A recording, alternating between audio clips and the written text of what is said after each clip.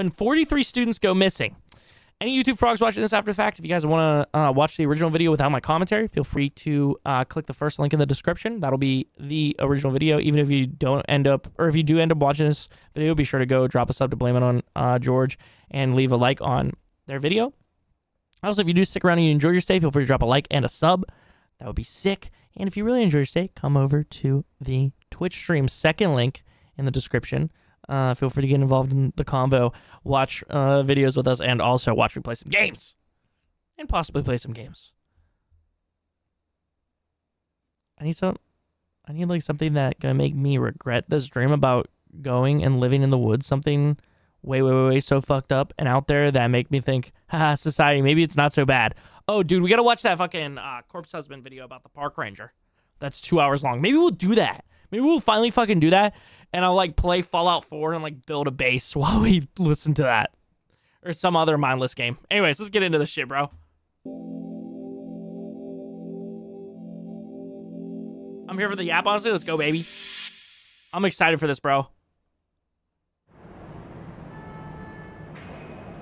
Dude, already I just want to say blame it on George.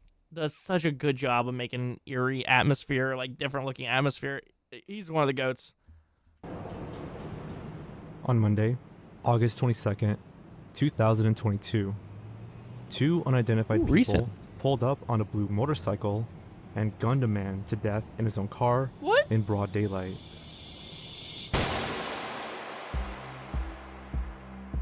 This man was a journalist named Fred Roman, who was just leaving his home in Guerrero, Mexico. Appreciate you.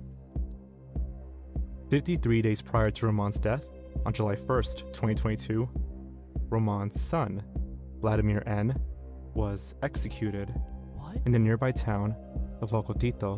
Why? These events still underscore the level of violence and brutality that runs rampant in Mexico.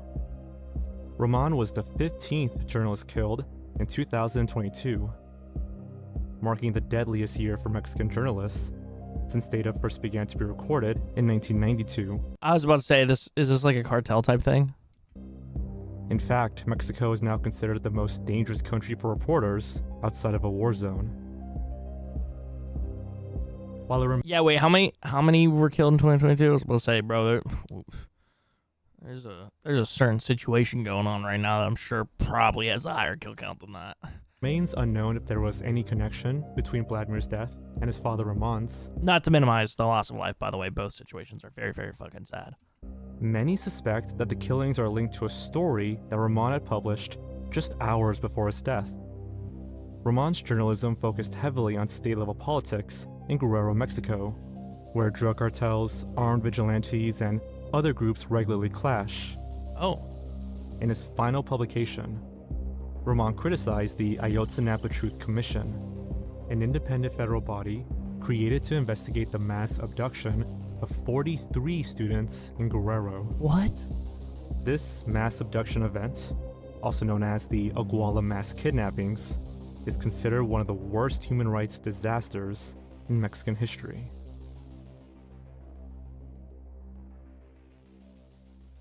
So this is really happening, and it's like very documented shit. How the fuck do we not know about this shit, bro? This is crazy. Maybe some of y'all do. I don't. On September 26, 2014, more than 100 students from the Ayotzinapa Rural Teachers College in Guerrero, Mexico, traveled to Iguala to engage in a series of peaceful protests.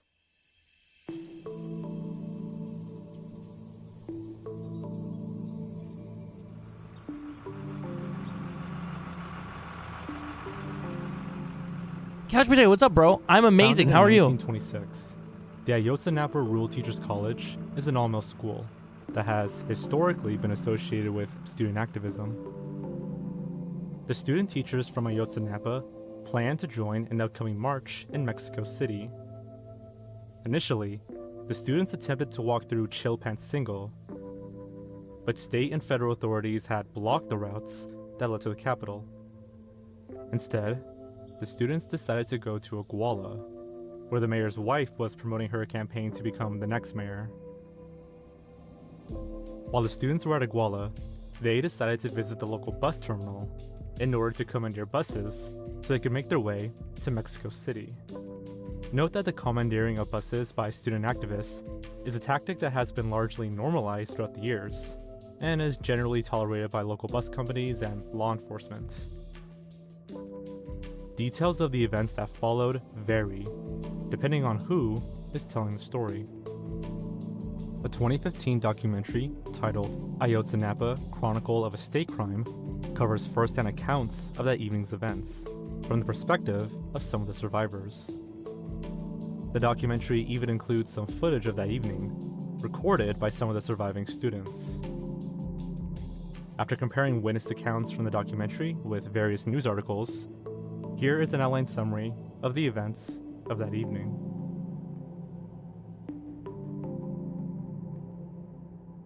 At some point in the evening, the students commandeered buses from the bus station at Iguala and began to travel north on Juan and Alvarez Street. Around 9:30 p.m., before reaching the 51 highway, the students were intercepted by police, who began firing at them. One witness described a scene that sounds like it came out of a movie, with officers sitting halfway out their window, aiming at the buses, and firing upon them without warning. It's suspected that 2 students were killed by the initial gunfire. Upon reaching the 51 highway, Bet, Kayla, I got you. Sleep well, homie. I appreciate you. Thank you for the subs. the students encountered a police vehicle blockading the road.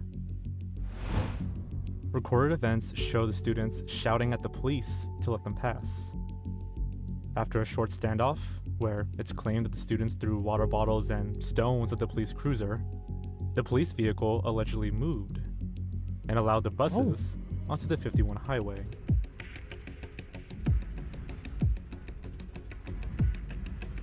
However, shortly after reaching the highway, the students encountered a full municipal police blockade.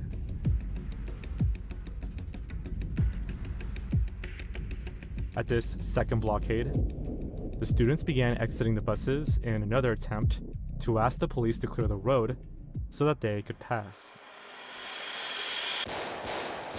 What? However, the police began to open fire upon the unarmed student body. What? At this point, the students dropped to the ground and crawled to take cover behind the buses. Some students ran out into the fields in an attempt to escape. Of the students fleeing on foot, 2 more were killed by gunfire. More police began to descend upon the students, striking them with weapons and kicking them while they're on the ground. In a related event, unidentified gunmen were said to mistake another bus in the area for the ones that had been commandeered. No. Without confirming anything, these gunmen opened fire, hitting the bus and 2 nearby taxis. In the bus, the driver, along with a high school soccer student, died. And a woman in one of the taxis also died. According to witness testimonies, these events took place starting from 9:30 p.m. and lasting through the morning. Some say that the police never stopped shooting at the students who were fleeing the scene. Nobody understood the reasons for such police brutality, especially since commandeering buses was already accepted as a local tradition for student protesters. Yeah, what the fuck? Some found it curious that the army did not intervene to protect the students. The events occurred so close to the army base that witnesses claimed they would be able to hear the gunfire at the base.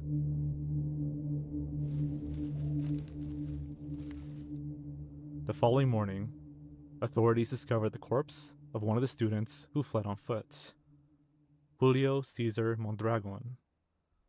His body showed signs of torture, with the face skinned, eyes gouged out, and the ears and nose removed before he died of brain injuries. Jesus Christ! In total, 6 people were killed and 25 were wounded during this initial clash with the police. Yet, nobody understood the reasons for such violence.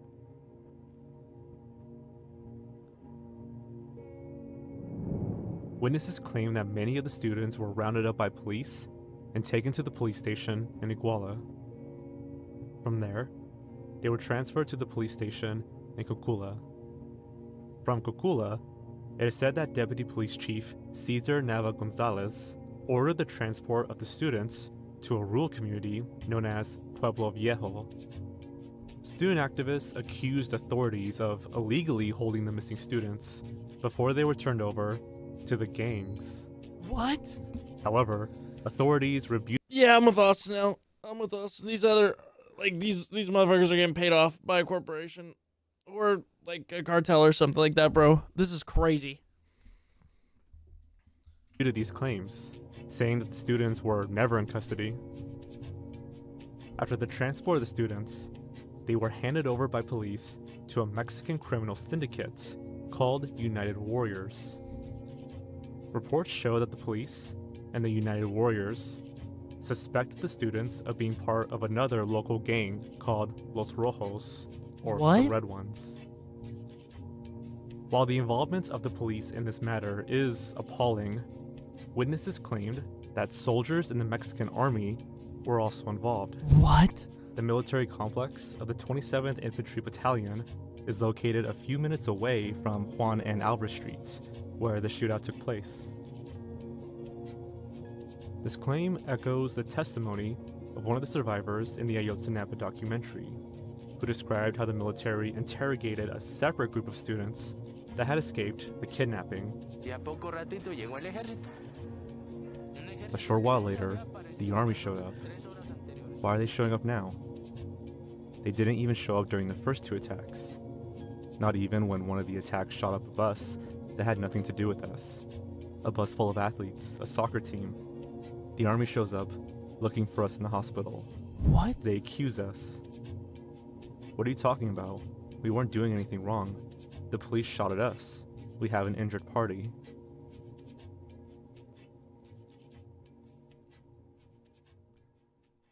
During the interrogation, a military officer allegedly referred to them as delinquents, said that they deserved what was happening to them due to, quote, the things they do. What? And that the community was fed up with their behavior. It's worth mentioning that during this interrogation, one of the students who had been bleeding out for a couple of hours was prevented from receiving medical treatments by the military officials, who commanded the students to shut up when they requested aid. As the group continued to insist that the military allowed the injured student to be treated, one of the officials made a phone call and claimed that help was on the way, but it never arrived. After collecting the personal information of everyone in the group, the military officials simply left, after telling the group to remain where they are because police are on the way. Naturally, the group who had just been persecuted by the police all night without reason decided to leave. They headed to the nearest hospital, trying to seek medical aid for the injured student, and they all took turns carrying him since he could not walk well in his condition. Oh my god. According to the student that was interviewed, the injured student was walking with a limp, missing the upper half of his jaw, and was in a mental state of confusion.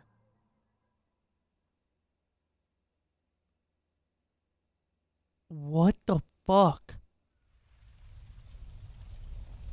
In Mexico, corruption is so high that it basically is the authorities. So if you go to the authorities because of something the authorities are doing, you will be tortured. It's a crisis. Holy fuck, bro. I gotta do more homework on this shit. Jesus.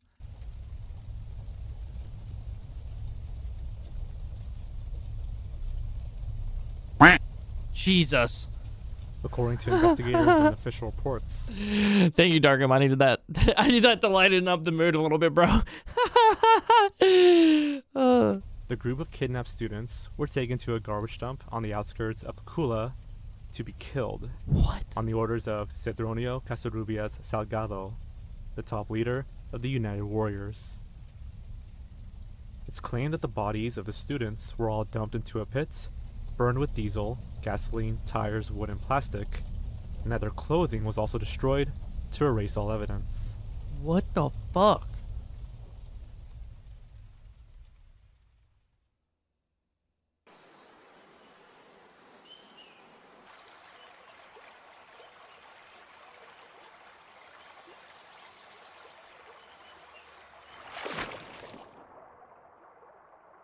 After putting out the fire, the remaining bones were reportedly smashed into pieces, placed into garbage bags, and dumped in the San Juan River in Cocula on orders of Felipe Rodriguez Salgado.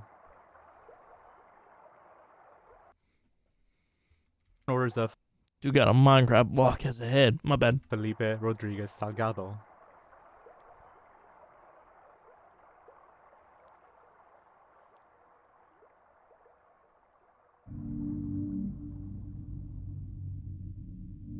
A text message from Gildardo Lopez Azudillo was sent to Casarrubias Salgado, stating, quote, "We turned them into dust and threw their remains in the water. They, the authorities, will never find them." Astudillo was second in command of the United Warriors. The gang members allegedly involved in the murder of the students were Patricio Reyes Landa, Jonathan Osorio Gomez, and Agustin Garcia Reyes. Of these members, Reyes Landa... Chris can never go to Mexico now since that guy probably has cartel connections after that. Yeah, bro, I'm good on that. ...confessed to shooting 4 of the students in the neck and to providing the black garbage bags used to dispose of the remains.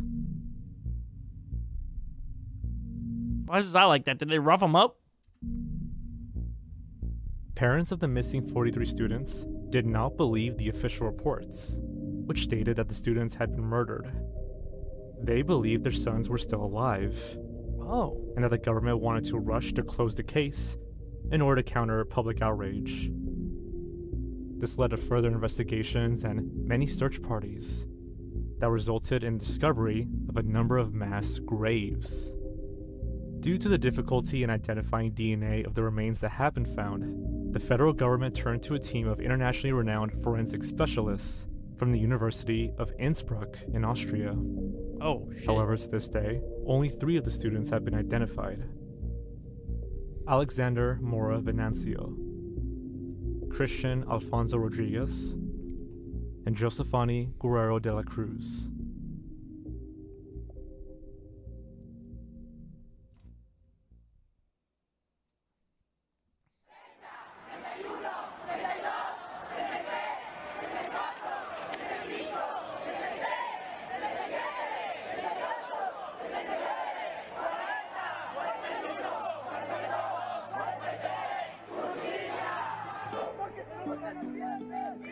The Iguala mass kidnapping is an event that drew worldwide attention and led to protests all across Mexico. Unlike previous corruption cases, this one is especially noteworthy because it demonstrated the extent of collusion between organized crime and local governments, including police agencies and even the military. Yeah, the fact the military was also involved is fucking wild. So it's like 3 motherfuckers linking up to fucking do this crazy shit. I'm interested to see if there was actually connection between those fucking students and a local gang or not. Because that's what they're claiming. I mean, I guess that would make the most sense because why else would they want to kill them? But like, bro. Investigations are still ongoing to this day, and this event has become one of the most notorious cold cases in Mexico's history. It's said that over 280 municipal police officers in Iguala were questioned, with 22 officers from Guerrero arrested for the use of excessive or deadly force against the students. These officers were eventually imprisoned in a maximum security prison in Tepec, Nayarit, under aggravated murder charges. Various members of there's no fucking evidence, the United Warriors were also arrested, including Cedronio Casarrubias Salgado and his brother, Jose Angel Casarrubias Salgado. Further investigation into the incidents led people to suspect the involvement of the mayor of Iguala, Jose Luis Abarca. Oh. The mayor's wife, Maria de los Angeles Benida Villa, is the sister of known members of another drug gang called the Beltran-Leyva cartel. Oh. Before investigation concluded, the mayor and his wife fled the area and were declared fugitives. Oh? The federal government later claimed that Mayor Barca had ordered the arrest of the students to prevent them from obstructing his wife's speech. Uh-oh. The Attorney General's office described the mayor and his wife as the probable masterminds of the mass kidnapping, with the Iguala Police Force Director, Felipe Flores Velasquez, Mayor Barca's cousin, as one of the main perpetrators. In their investigation, the Mexican government discovered that the police force was paid $45,000 monthly to keep them on the cartel's payroll. Bro.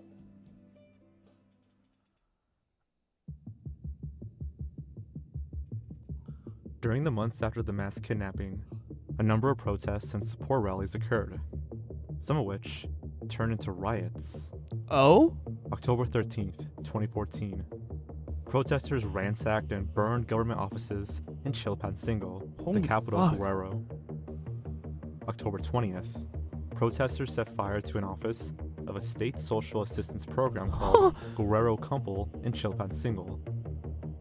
In Iguala, a number of protesters left a peaceful march and broke into the city hall, destroying computers and setting fire to the building. The next day, 200 protesters set fire to the regional office of the Party of Democratic Revolution in Chilpancingo. October 22nd, over 50,000 protesters demonstrated support of the missing students, including actors, directors, writers, and producers. They lit 43 candles on the steps of a theater in Morelia, Michoacan. November 9th, in response to a comment made by Mexico's Attorney General, Jesus Murillo Caram, protesters took to the streets with banners reading "Ya me canse," or "I've had enough," and chanting "Fue el Estado," or "It was the state." Damn. November 20th, relatives of the 43 missing students led mass protests in Mexico City. Thousands of people took part in 3 protest marches in the capital. This protest escalated, with protesters eventually throwing rocks and petrol bombs at police officers, and police using water cannons to disperse the crowds. Students from other countries also demonstrated their support, including Venezuela and the state of Texas, with additional protests forming in London, Paris, Vienna, and Buenos Aires. I bet Texas officials were not happy about that one, brother. Brother, why are you worried about going on those guns, brother? My bad.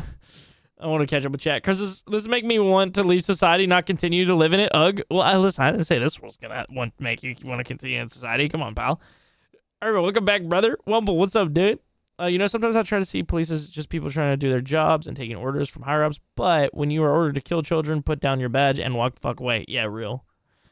I bet there was a school staff member that was in trouble with the cartel and they just decided to massacre everyone instead. Or it was a message to somebody. True. Jacob, what's up, dude?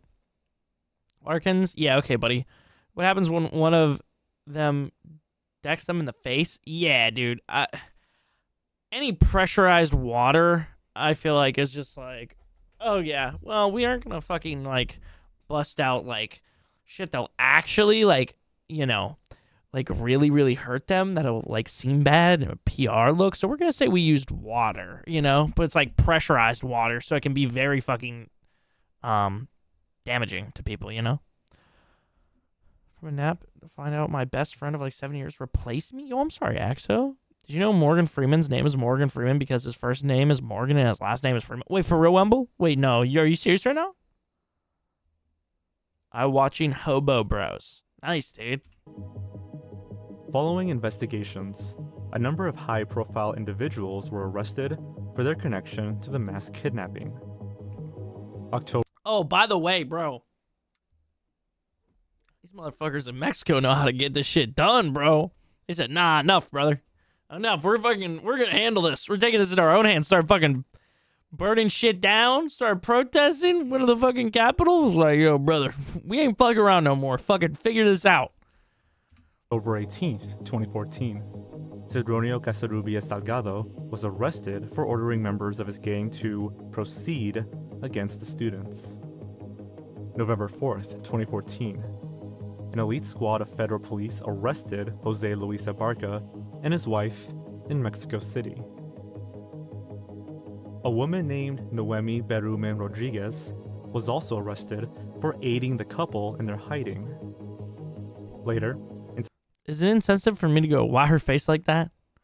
Kind of look like she like turned her head like this, but like, and then she moved it back, but her fucking eyes stayed on it stayed like that.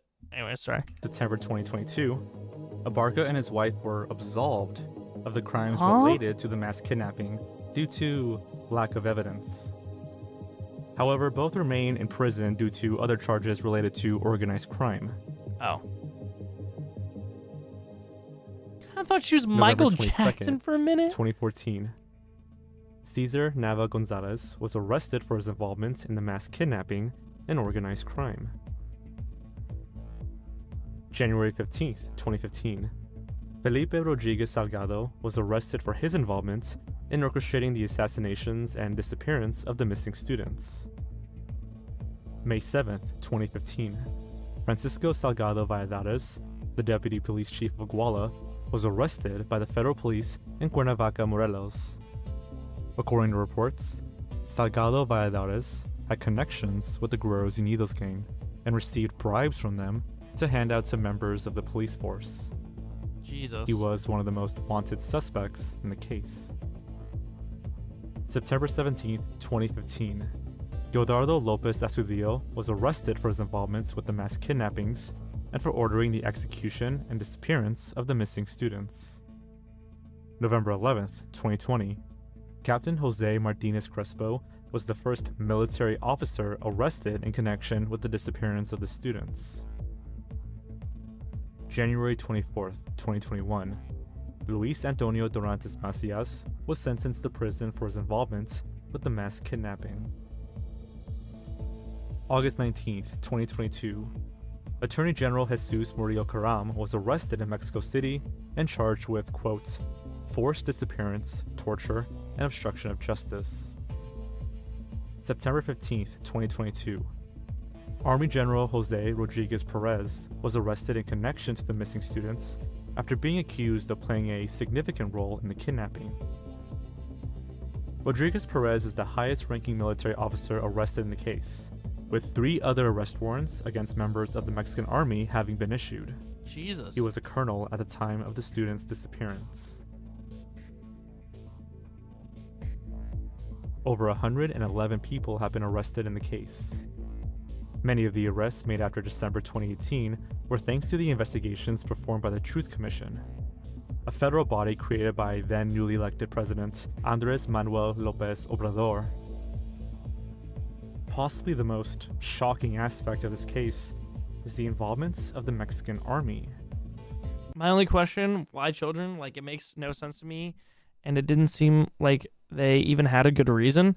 Yeah, other than the fact that they claimed that it was, like, connected to, these kids were, like, connected to another gang. Look, he just took half an hour trying to get my computer hooked up to my Twitch again because Google Chrome fucked me over. Oh, I'm sorry, Darkroom. I remember this now. We had to write a whole papers on ongoing news around the world. The amount of these papers we all wrote about this, damn. Like for a school? Oh shit, bro. Opera GX. Opera GX. Many witnesses had been reporting the involvement of the Mexican Army in the disappearance of the students. One of these witnesses, a journalist named Pablo Morigares, reported that he had clear evidence of military involvement. Unfortunately, Morigares was murdered on August 2nd, 2022, just 4 months before the first Army official was arrested. Many other witnesses against the Army have been placed in witness protection.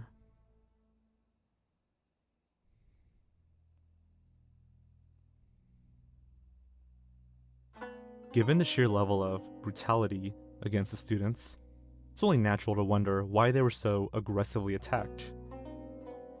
The official story is that Jose Luis Abarca thought the students were going to interrupt his wife's political events and preemptively called the police in order to detain them. However, many people disagree with this version of events. I was about to say, he didn't say like, yo, yeah, I hate them so much, shoot them. He wanted them detained, not like, you know, taken out. There was also the story that the government claimed they thought the students were part of a local gang called Los Rojos. However, in 2015, a 6-month investigation was performed by a panel of experts, assembled by the Inter-American Commission on Human Rights.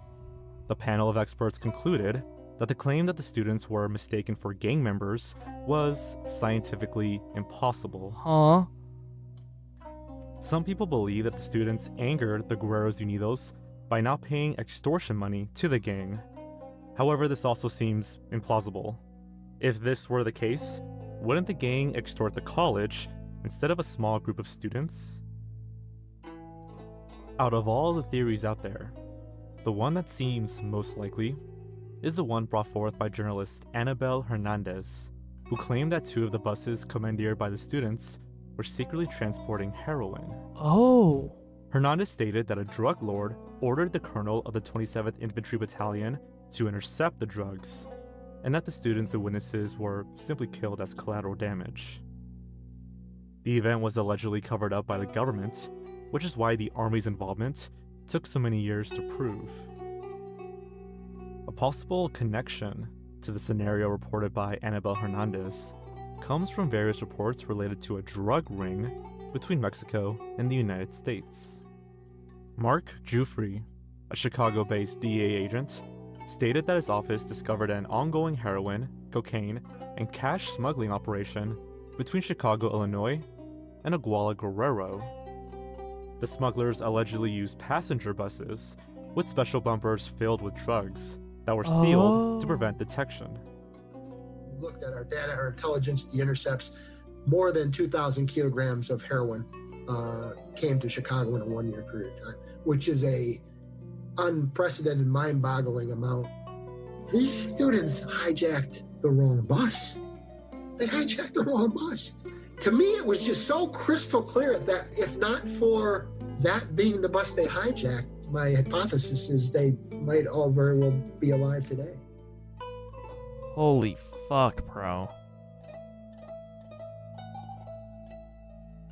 John Gilbler, an American journalist who predominantly writes from and about Mexico, interviewed Ayotzinapa student survivors. Based on his investigation, he concluded the following, quote, "The institutions tasked with investigating crimes of this nature are the institutions carrying them out. Not a corrupt police officer or a corrupt local mayor, no.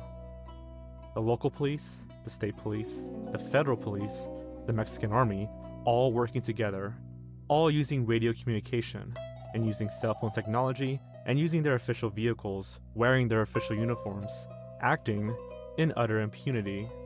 God damn. Crime runs rampant in Mexico. It's the 4th most crime-ridden country in the world, and the 2nd most dangerous country in the Americas, according to a report by the Global Initiative Against Transnational Organized Crime. Only Colombia, the Congo, and Myanmar surpass the levels of crime seen in Mexico. Actually, according to a Statista data from February 2023, the top 6 most dangerous cities in the world are located in Mexico. St. Louis, United States. Nah. Come on, brother. It's not number 1. Number 7. Come on, get them numbers up, St. Louis. With Celaya in the number 1 spot, followed by Tijuana. The case of the Iguala mass kidnapping is one of the wildest cases in Mexican history. To this day, the investigation continues. We can only hope that someday, the families of the 43 missing students will be able to find closure as the justice is served to the remaining involved parties.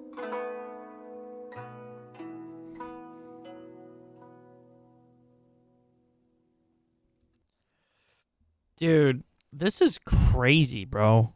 I thought this was gonna be some like crazy, silly, like whatever story, whatever's going on. Nope.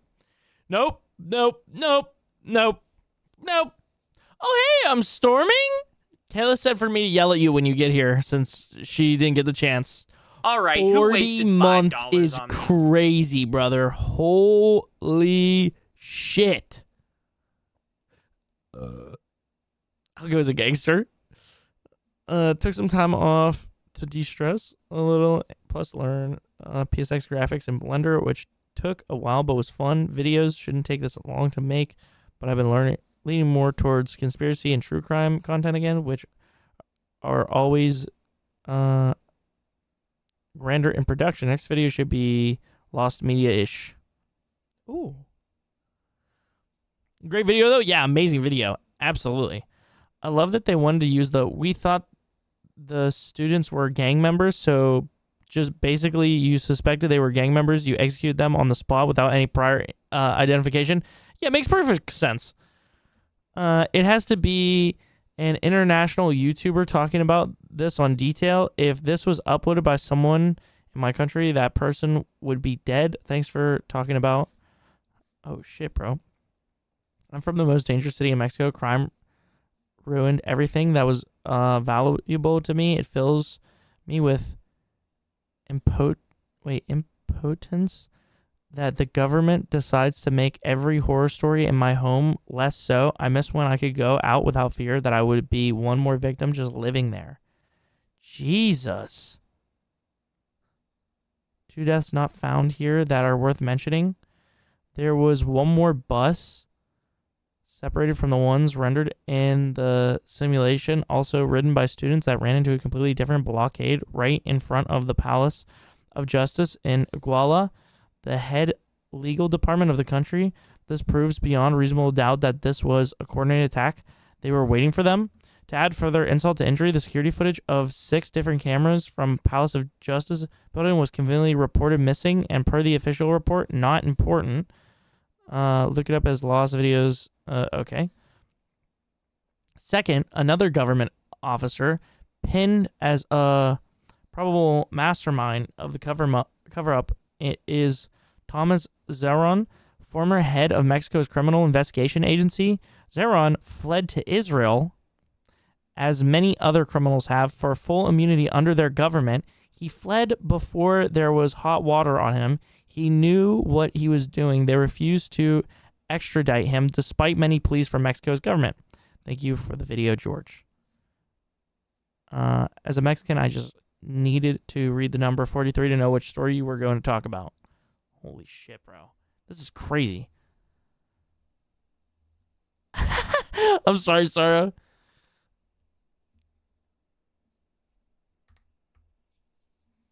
Hey, it's Subaru. How you doing, dude? Yo. I'm doing pretty good, bro. My ear's being fucky, but I refuse to allow it to stop me from fucking streaming and saying cummy wummy fart, dude. You know how much I hate the cold? Nice try, pal. You almost had my ass, dude. If I had both headphones, I probably would have pissed myself because I kind of got a good tinkle now.